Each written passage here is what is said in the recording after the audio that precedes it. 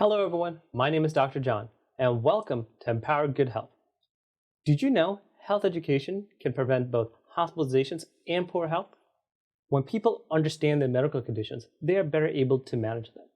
This is why we have Empower Good Health, where we are giving you the power of knowledge so you can better manage your care. We will teach you about a variety of medical conditions and highlight helpful resources so you can get the best understanding and treatment.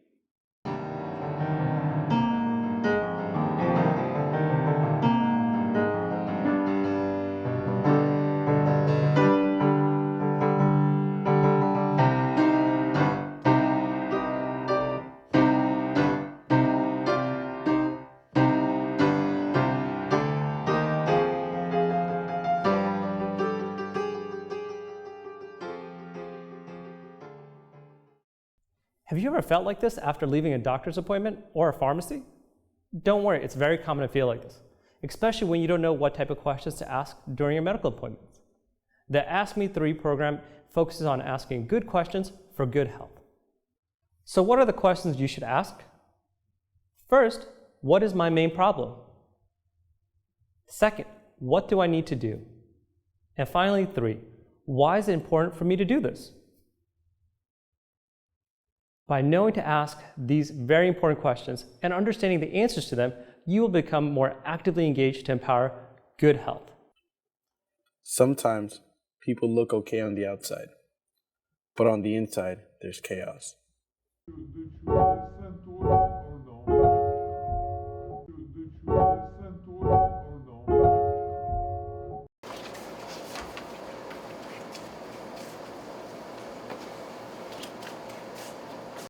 Hi, Mom.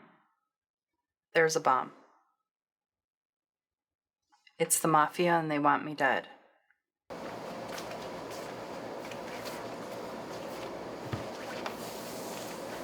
Sir, it's time for your medication. You need to take your insulin. You're not giving me any medication. You're trying to poison me. So how did we get here? Schizophrenia is a mental illness that distorts the way a person thinks. The brain chemical affected by this illness is dopamine. Schizophrenics have too much dopamine in the brain. Too much can trigger delusions, hallucinations, and impair social functioning. There are 4 types of delusions a schizophrenic can experience. A delusion of persecution is a belief that someone is out there to get them. They're coming for me. Another delusion a schizophrenic may have is a delusion of reference. They may believe that events have a strong personal significance. State where police are reporting that they are responding to reports of a shooting. It's your fault because of you all these people. It's your fault because of you all these people. It's your fault because of you all these people.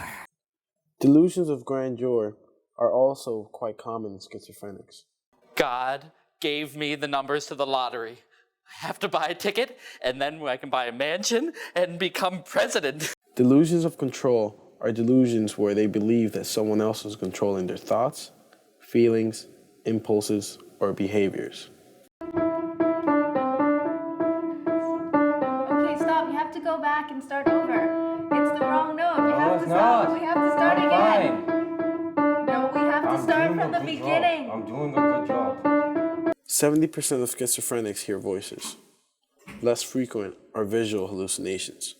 Early warning signs are social withdrawal, suspiciousness or paranoia, poor personal hygiene, flat facial expression, inappropriate emotions such as being happy when you should be sad, oversleeping or insomnia, inability to concentrate, forgetfulness, and a strange use of words, also known as word salad.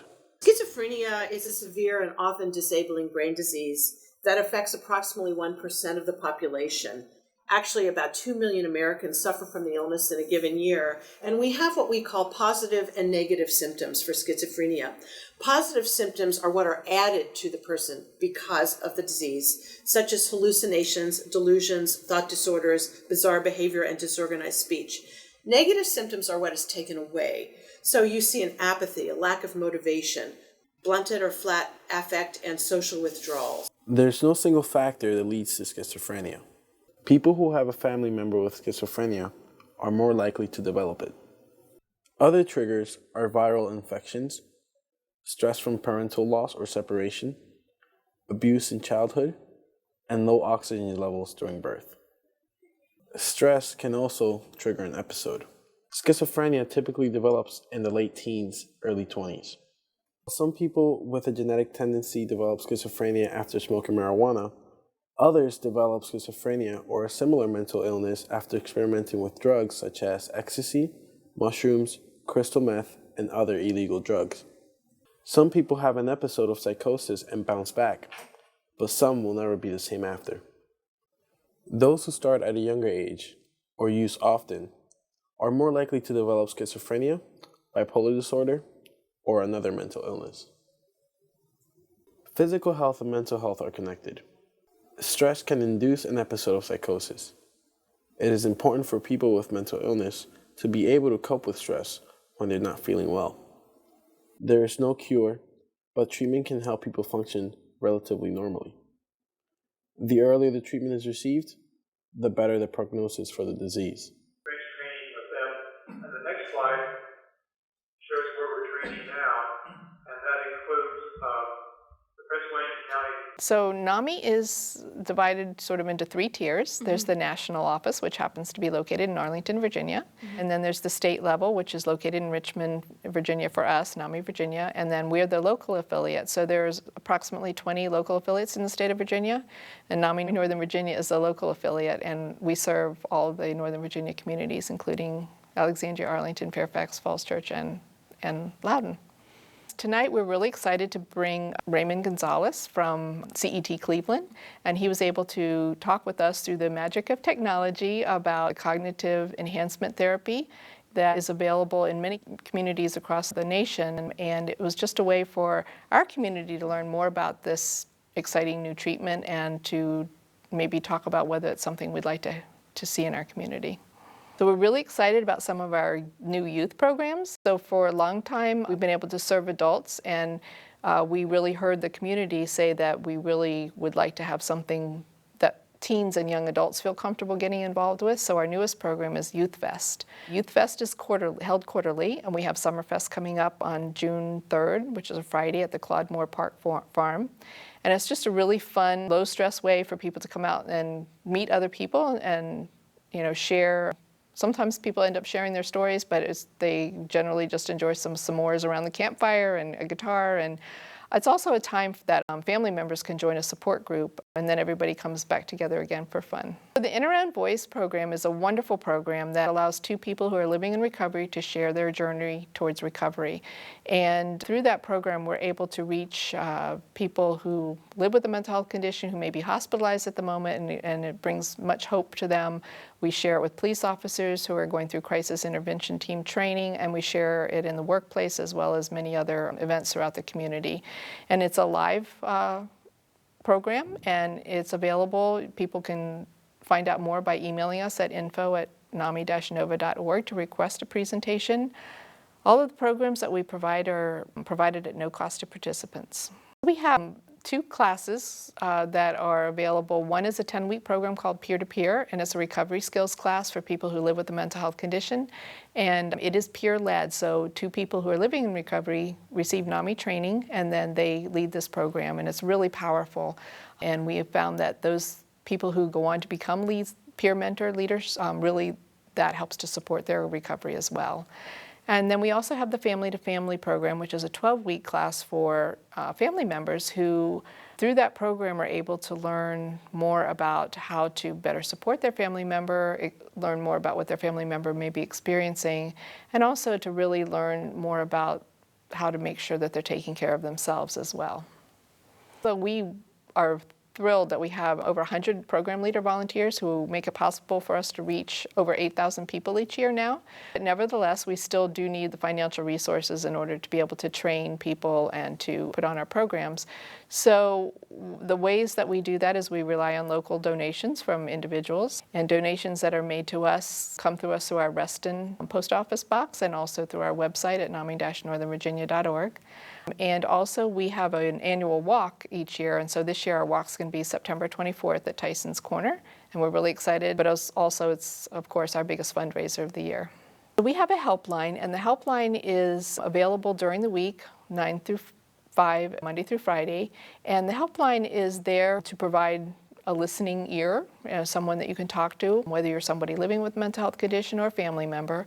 And also the helpline is a resource for community resources if you're looking for, some information. As you can see on top of Tommy, the tortoise here. If you suspect a family member has a mental illness, create a document of any abnormal behavior you observe. This document will be given to anyone treating this person.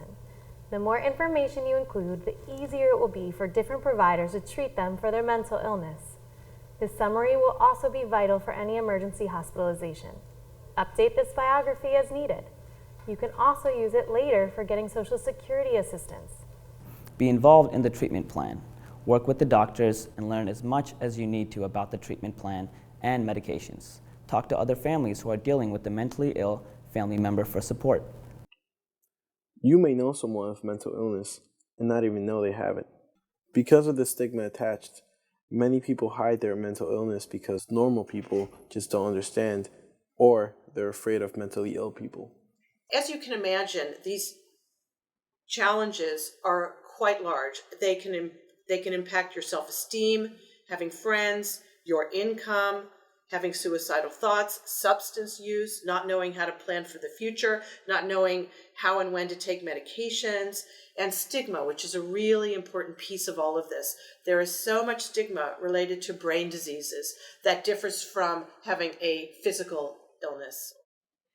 Now let's go through some information about medications used to treat mental illnesses. Psychiatric medications work by influencing the brain chemicals regulating emotions and thought patterns. For most medications, your provider will start at a low dose and slowly increase dosages to therapeutic levels. Following these instructions will help reduce any side effects. Remember, these medications can take 4 to 6 weeks to work. Do not stop medications on your own. Stopping abruptly can cause worsening side effects. There are many different classes of medications used to treat mental illnesses. Starting off with antipsychotics, which help symptoms of psychosis, delusions, and hallucinations by regulating a chemical called dopamine to decrease the effects of having too much dopamine released in the brain. We also have antidepressants, called SSRI and SNRI. These are used to treat depression by regulating chemicals in your brain, including serotonin, norepinephrine, and dopamine. Our third class are anti-anxiety medications, including benzodiazepines. These help with generalized anxiety disorder and panic disorder. And finally, we have mood stabilizers, which help treat mood swings in bipolar disorder. There are also other uses for these medications, including things like pain and seizure disorders. So it's always important to know why your doctor has prescribed these medications for you. Remember, medications work differently for each patient, so the goal is to talk to your provider and find the right medication for you. Hi, welcome to the pharmacy. I'm the pharmacist. How can I help you today? I have a prescription. Okay, and is this prescription for you? No, it's for my dad. It's for your dad. Okay, and what did your doctor tell you it was for? Were you with him at the doctor's appointment? He was diagnosed with schizophrenia, and it's a new prescription. Okay, so it looks like it's for Abilify. Has your doctor told you anything else about the medication? It's for schizophrenia. Just for schizophrenia? Okay. And has he ever been on any other medication for schizophrenia before? No, it's a new diagnosis. Okay, so this is the first time he's getting medication. You know, medication's a big part of schizophrenia therapy, but it's also recommended to have general therapy sessions as well, in addition to the medication. Has your doctor told you about those? Yeah, we have an appointment next week. Oh, okay, perfect. So, you know, it's very important to make sure you take your medications as well as do these therapy sessions as well for schizophrenia to help treat it. So I'll go ahead and get this prescription filled for you. Do you have any questions for me at this time right now? Can you take this medication with food? Yeah, actually, you can take it with or without food. It's fine either way. Is there any other questions you had for me? Yeah, actually, I was wondering about the side effects. Sure.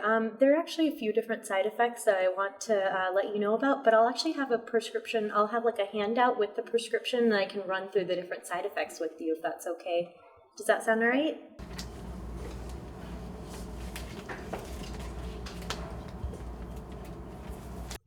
So I have your prescription ready for you. Here is the medication, and here's some information about the medication that I'd just like to go through with you, if that's okay. Okay. It is very important to always go through your prescription medication with a professional. This can be your doctor, pharmacist, nurse, or any other healthcare provider. You can always start by simply knowing what your medication is. So I'm going to go through the medication sheet with you. So this is for Abilify 5 milligram tablet. So I would like your father to take it 1 time each morning. Every medication is different, so always make sure whether or not it can be taken with food. So this medication, again, as I mentioned before, can be taken with or without food. Always know how often to take your medication and any other information regarding your prescription by your healthcare provider. And it's important that you take this medication about the same time every day, so it works at the same time every day for your father. It may take several weeks, as I had mentioned before, for this medication to fully work. Occasionally, they say that this medication can take 4 to 6 weeks. Last but not least, any of the side effects. Now, I want to go over some side effects with you now. So there can be drowsiness or sedation that can occur. Also, some shakiness or something called EPS, which is where patients can have jerky movements of their extremities. Also, there's some weight gain that could be associated with this medication, and also there could be some sexual dysfunction. So these are all side effects to be aware of for your father, and if it ever gets to the point where there's severe side effects, make sure you talk to your doctor about them. This is his first time he's getting a medication for schizophrenia, correct? Yeah. So each medication works differently for each patient. So, it's best to try this medication out for 4 weeks at least to see how it's working. I would recommend trying to type up even a document reporting any sort of symptoms and stuff that your father may be having, just to kind of keep track of it and bring that into your doctor. It's important to regularly go see your psychiatrist just so he can assess how the medication is working for your father, and if there are any side effects, if they're severe enough, if there's any other medications that he thinks would work better for your father. So just continuing to go see your psychiatrist, and he can assess how this medication works, and if not, try out a different medication. Medication noncompliance is a big problem among schizophrenics. If your family member is not taking their medication, do not try to force them, because they will only fight and resist you. Rather, build trust with them. Connect with them on a personal level. Try to understand how they're feeling about having mental illness. Explain to them why they need the medicine, and emphasize positive outcomes of taking medication. Do they have dreams or aspirations? If they take their medication, they can be stable enough to pursue their dreams.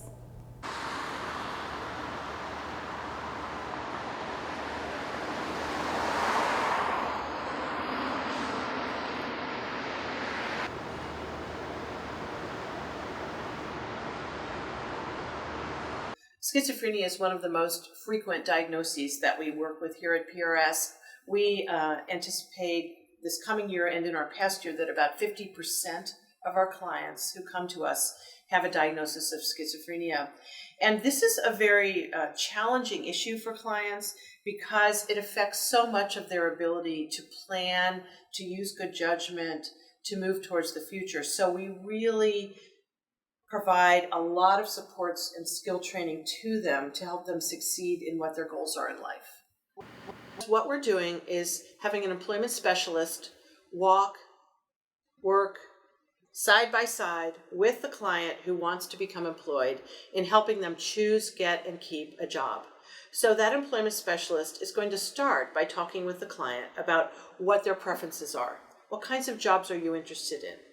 And then they're going to help that client every step along the way, from developing their resume, practicing interviewing skills, filling out applications, which can be very difficult. Yeah.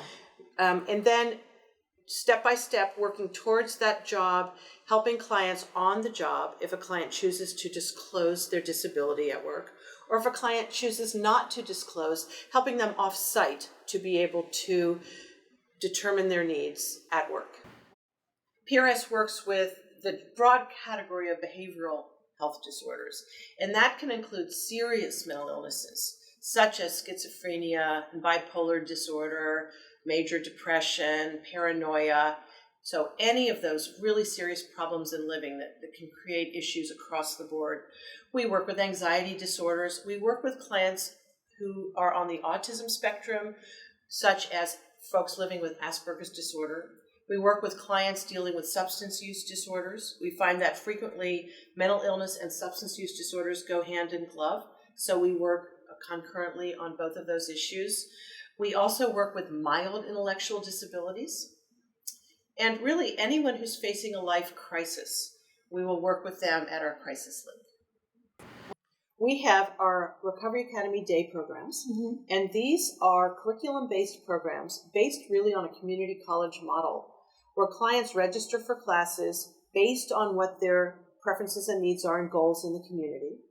We will help them move out of our facility-based program, if you will, into community activities such as work, school, and volunteering, or any other valued role of their choosing. So those are our Recovery Academy Day programs. We have community housing, where we actually have clients who live in housing that we support. And then we have community support services, where staff go out into the community to work with clients wherever they may live. They also work with clients long-term, because what we learn and what the evidence shows and the research shows is that clients are in need of long-term supports if they live with a serious disability on the job. So it's one thing to get that job, but it's quite another to keep it. And that's why we provide long-term supports. We serve about 1,000 plus clients each year through our services in Northern Virginia and in the District of Columbia. We have staff from all over the world who speak 22 different languages. Wow. We have staff who speak Vietnamese, who speak Spanish, who speak Farsi, who speak Korean, who speak Mandarin Chinese, and many more. We have many different degrees, many different kinds of backgrounds. Many staff have masters in counseling, in social work. A number are licensed professional counselors, licensed clinical social workers. It depends on what the staff member is providing in terms of what their degree is. They are all very highly trained to produce results, so we work closely with them. We do not provide psychiatric services in terms of doctors, so we're not the prescribers. All of our clients receive those services elsewhere in the system. There are many meds that are very effective, but you have to make sure that they are titrated correctly and used correctly with each patient. It's very individualized. So the excellent psychiatrists that our clients work with, it's a partnership between the doctor and the patient to find the right dosage and the right medications for them. And we work closely with their docs and with their case managers in other systems. If somebody's in immediate need, we would like them to call or text Crisis Link for help. And we're talking about really all age groups, adolescents through adulthood, because we especially find that young adults are really struggling with so many issues of becoming emerging adults, learning who they want to be in the world, dealing with stigma, dealing with challenges about school pressure. Perhaps somebody is dealing with gender identity issues, being gay. We want to be able to help all of these young people who are figuring out who they are and support them through the Crisis Link hotline and text line. We would love for folks in our community to choose to share their time, talent, and treasure with us. So they can look into volunteering, and they can do that through our website. Go to the Join Our Team tab on our website. They can also call us and let us know if they're interested in volunteering or serving in any other capacity, or learn from us ways that they can contribute. Crisis Link found itself a few years ago with some financial challenges because they were such a small organization, and I would say this is true of a lot of nonprofits. They still had to have all of those backroom functions, like HR, like accounting, like facility management, all of that. But yet they were so small, it was really hard to have enough resources to provide their outstanding service. So they approached us about a merger, and we spent a year together looking at whether or not we felt that this would be beneficial to the community and the people we serve. And at the end of the day, we all agreed that it was the right decision, and we merged in August of 2014. We now have a really robust hotline and text line through Crisis Link. We are connected with the Fairfax County Public Schools. We are connected with the entire Northern Virginia region so that everyone up here in Northern Virginia can access the helpline, hotline, and the text line to get their needs met. The texts are answered by our very highly trained staff and volunteers. So Crisis Link is largely operated by our incredible, dedicated core of volunteers.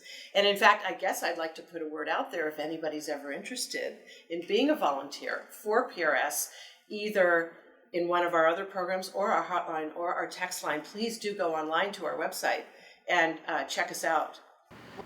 So the Phoenix was painted through an effort and a partnership between a couple of our clients who have clearly beautiful artistic talent and a couple of volunteers and student interns. We looked at the Phoenix as a symbol of rebirth and recovery, and for all of our clients, an opportunity to really focus on their recovery goals and what they want for themselves. Recovery is a very important concept in working with clients with mental illness. It is a personal, it is an individualized journey. It's based on hope, on supportive relationships, and on empowerment, social inclusion, coping skills, and meaning. All people who live with behavioral health conditions have the capacity to learn, to grow and change, and they can all achieve a life filled with meaning and purpose. And there are 4 dimensions that support living in recovery that I'd like to mention. They're health, home, purpose, and community. PRS addresses all 4 of those, and hope is the foundation of recovery.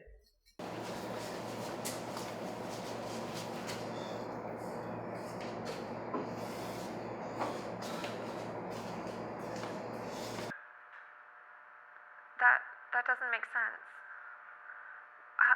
Why do you think that someone's out there to get you? Because the voices told me. Sam, the voices aren't real. Don't listen to what they say.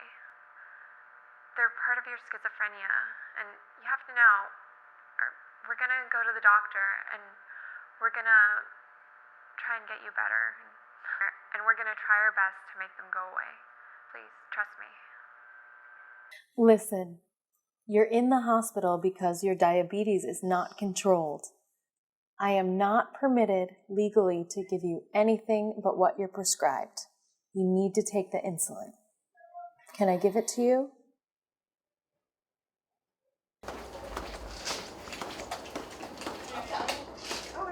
I want to give a special thanks to our guest, Ms. Jean Comiao, President and CEO of NAMI, and also Ms. Wendy Gradison, President and CEO of PRS. They provided us excellent resources for people suffering from schizophrenia and mental illness. Thank you so much for watching our show today. Please visit our website, www.novascriptcentral.org, to learn more about what we discussed today, but also check out our resource boards, where we highlight local, regional, and national resources. Also, follow us on Facebook, Twitter, Instagram, and also please subscribe to our YouTube channel. If you'd like to get in touch with us, please email us at info@novascriptcentral.org. Remember, understanding our medical conditions can help us live well and be well. We can all empower good health when we work together.